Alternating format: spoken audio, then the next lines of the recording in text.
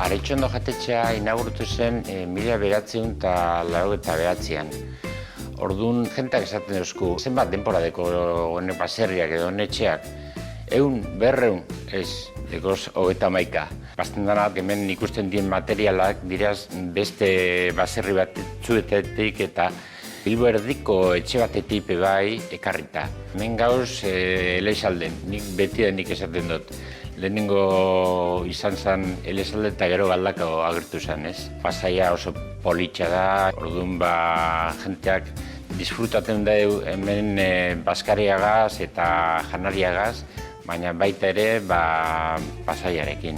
Hemen betianik egin dugu behar gastronomia tradizional bat, ez? Bizkaikoa eta Euskal Herrikoa bai. Baina gure toke moderno batekin. Betianik oparitzen diogu hori garaiko produktuak jenteak ikusi dezala, zelango kalitatea deko horre produktuak, ez?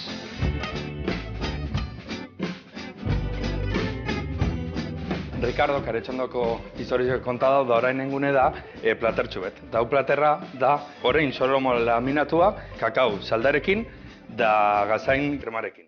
Osagaiak die, esne hautsa, azukarie da kakao hautsa, da urrapur bet. Gero, beste manda batetik daku gaztainek da esnie. Lehenengo pausoa kakao saldia itxeko, enbidune da hartu ure, bota, gero kakao hautse, azukarie, da esne hautxe. Lehengune da, danak nazta, zu ertainien loditzu arte. Hemen ezin gara para, zezino harin amarraten da. Orain engune da gaztain krema. Da gaztain krema itxeko bakarrik biduz. Azalbako gaztain gordinak eta esnie. Da engune da, sartu kasola baten, esniegaz 20 minutu edo ongo da, egozi arte.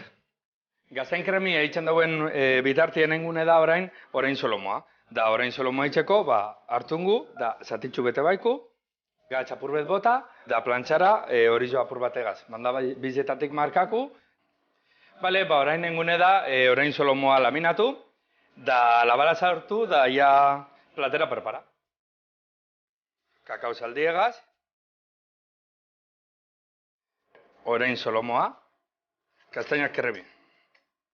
Gatz apur bategaz, da tipulin apurgategaz, enge daku.